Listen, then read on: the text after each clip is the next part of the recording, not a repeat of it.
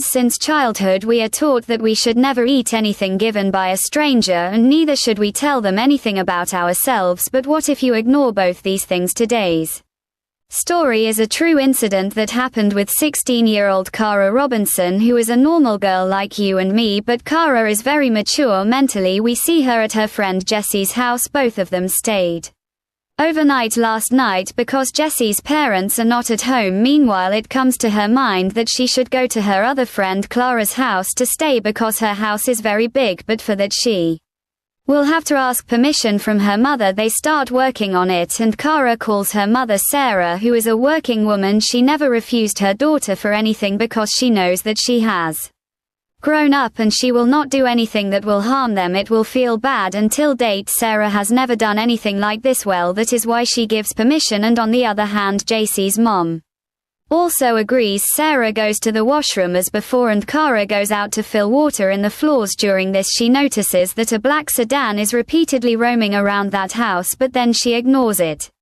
But when it happens the next time, she looks towards that car, and then that car stops and an adult man comes out of it and moves towards her with a book. Kara feels that maybe this is the same car as soon as she enters the house he must have come. That's why she moves forward freely. Then that man asks her if she doesn't have her parents at home. Then Kara says that no, this is not my house, this is my friend's house. Then that man smiles and behaves as if he is very close to her. Then he asks the same question in a slightly different way, that if her friend doesn't have her parents at home. Then Kara says no, yes, that is the mistake she makes, and that poor girl didn't know that she will have to pay such a big price for telling the truth. That man points a gun at her neck and comes close to her and says that go and sit quietly in the car and I will shoot you right here. Kara freezes completely. She doesn't have any idea what is happening at that time. She did what she felt was right. She quietly went and sat in the car. If she had shouted, the result would have been different. But what would have happened if that man had shot her for doing this? There can be two sides of a coin. Now the man takes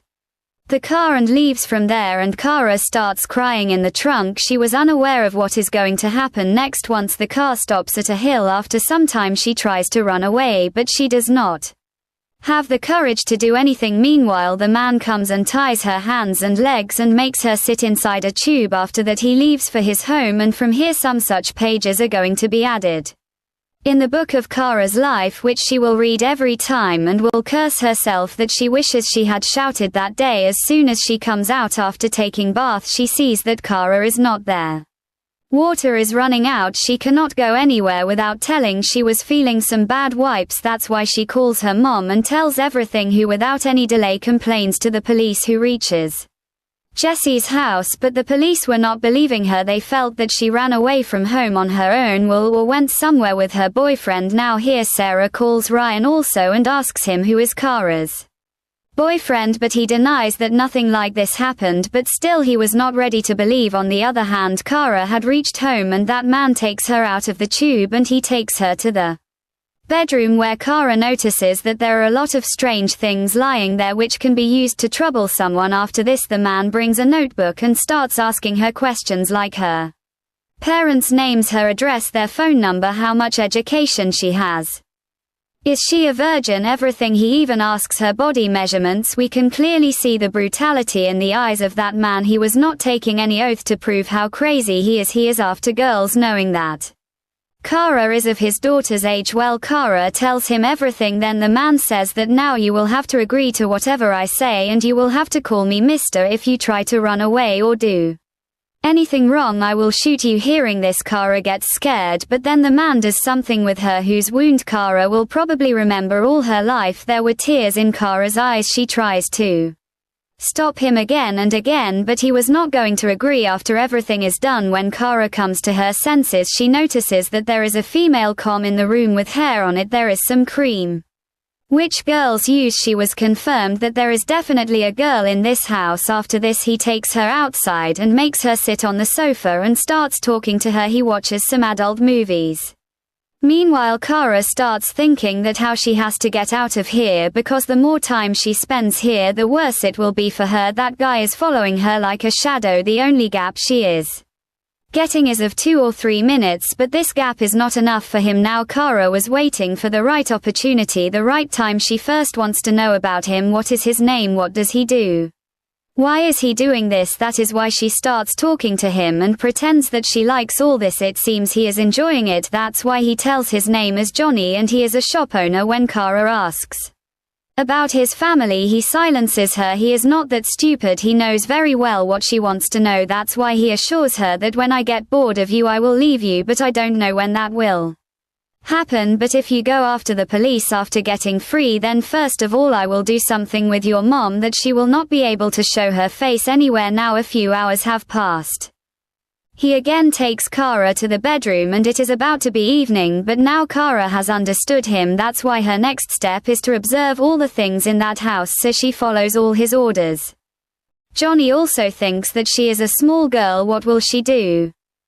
But a lot was going on in Kara's mind. She now starts helping him in his work. She tells him that she is allowed to go to places in his house which she had not seen before, and she gets to know some more things, like the name of her family doctor is on her calendar and he has been marked for 2 days, and the person who has made the marking has just gone to Disneyland, and it is confirmed that there is really a girl here and whoever it is will return after 2 days. But who is that person? She is not able to find out yet, but all the things she has seen will help her a lot because she is sure that after 2 or 3 days she will definitely come out of this house, and then these clues will help her for justice. Meanwhile, she notices another thing. There is a box kept in the kitchen about which Johnny is very sensitive. If she even looks at it, he starts scolding her, even if it belongs to someone close to him. Now when it is night, Kara is mistreated again. Then he takes her in the same condition and sits with her and to watch the news. He wants to see if there is any headline about Kara's missing, but sadly there was nothing like that. There was no such news in which Kara's name was there, seeing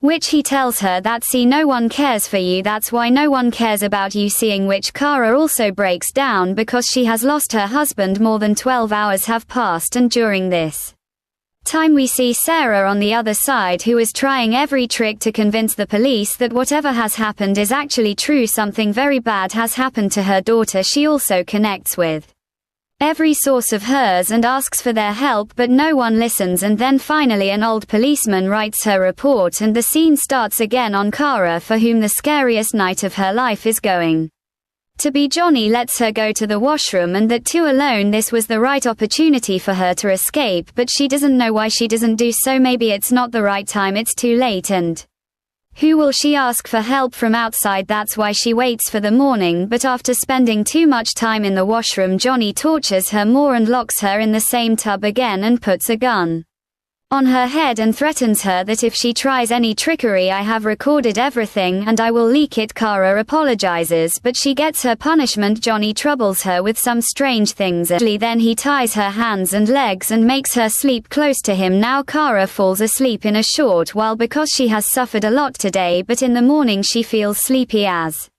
soon as she is there, she becomes very active. She notices that Johnny is still sleeping and he is also in an unaware sleep. This is the right opportunity. If she does not do anything, she will always curse herself. That is why she somehow loosens the screw of the handcuff without making any noise and then frees her legs with the help of her hands. But the biggest problem for her right now is at the main gate, which is blocked by a police officer. She has locked the gate with a big wooden block, but they say that when there is trouble, even a donkey becomes a lion. This is the nature of human beings.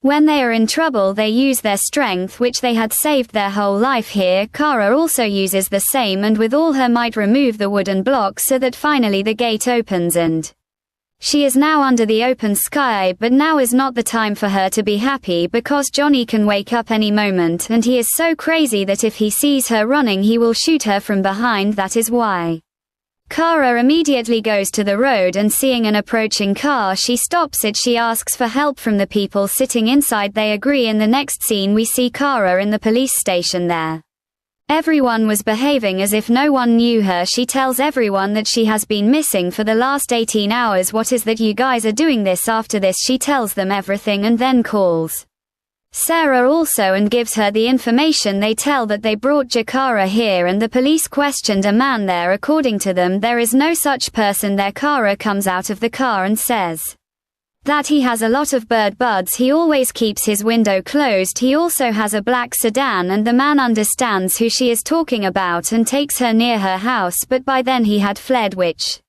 was obviously bound to happen because when he woke up he would have looked for Kara first. Well, now the police shows Kara the photos of all the people living in that apartment so that he can be identified, from which she recognizes him too. Then we come to know that his real name is Richard and not Johnny, and he lives here with his wife. After everything is confirmed, the house is searched.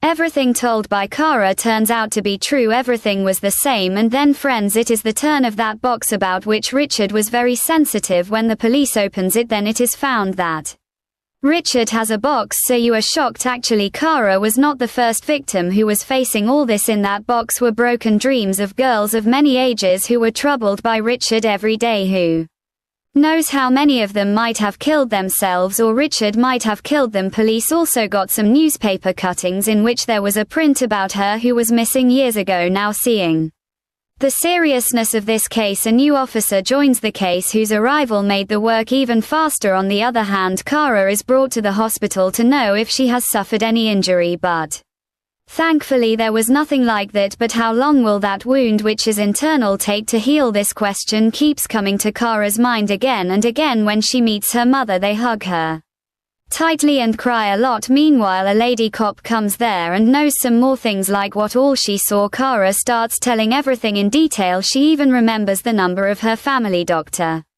Seeing this, Sarah cannot believe that her daughter has grown up so much. She is very proud of her because it is because of her bravery that she is free today. On the other hand, during the investigation, the officer finds the same notebook in which she had written about Kara, but when they turned the pages, they found stories of two other girls who were not as fortunate as Kara but were the same age. Richard had kept them captive for months, and then in a bathtub in which he had held Kara captive. Then when he got bored, he killed both of them and threw them in the lake. All this has been going on for the last 5 years now. The officer could not believe all this. Every time he thought that this must be a teenager's prank, maybe she must have run away with some boy, but in the end he would only find a dead body for which someone else is paying the price. The real murderer is still roaming free. After a few hours he comes to know about Richard's background, so he first reaches his mother's house, where he also finds his black car and his wife Janalia, who was also there. They tell him everything, but Janalia kept repeating that her husband is a good-hearted person. He is a family man. How can he do this? But when some questions were asked to her sister, she told a very important thing, that she talked to Richard last night. He was telling that she is in a motel, and the police reach there, but they find nothing there either. It seemed as if someone had informed her about this earlier. Meanwhile, Kara's life is slowly coming back to normal, but her friends sometimes tease her. On the other hand, the police also ask her to stay at home because Richard is an outsider now and can do anything every day. Someone or the other keeps coming to her house. Policemen keep roaming around everywhere, which Kara does not like because people are repeatedly reminding her that she is a victim, which she is not. She showed bravery, and that is why she is alive today, but it is the job of people to say things. One day Kara gets fed up of everyone, so she stands outside the house, and the old policeman comes and meets her, who had initially said that she has run away, and even today he was talking to Kara as if she is a victim. But Kara answers their question by saying that there is no need for them to feel sorry for her. If she had done her work properly in the beginning, then she would not have to see this day today. It was not him but his confidence that was speaking. On hearing which, they become silent. After this, Kara leaves from there to watch Ryan's match. She is taken away because she no longer wants to live a suffocated life, and meanwhile the police come to know that Richard is coming inside the city again, so they have deployed security around the city. Finally he is caught, but court trials are jailed, and fearing the atrocities on himself, he killed himself, because when it comes to himself everyone is afraid. But friends, he was not happy with such an easy death. She wanted the world to see him and learn the mistake he had made. It was of that day she should not do anyone else. From the front, the same officer comes and sits near her and gives encouragement, because she also knows that maybe it all happened very quickly, but he tells her that it is good for you, that in the end everything is right. But Kara is thinking in mind that how many more it will take years for her to Forget all these, she does not even know the answer, because these are some such memories which she will remember every day, every month at some point or the other, and she will have to handle it, but she is ready. She tells her mom that she will try and show that she is brave. It is not with whom this story ends here, friends.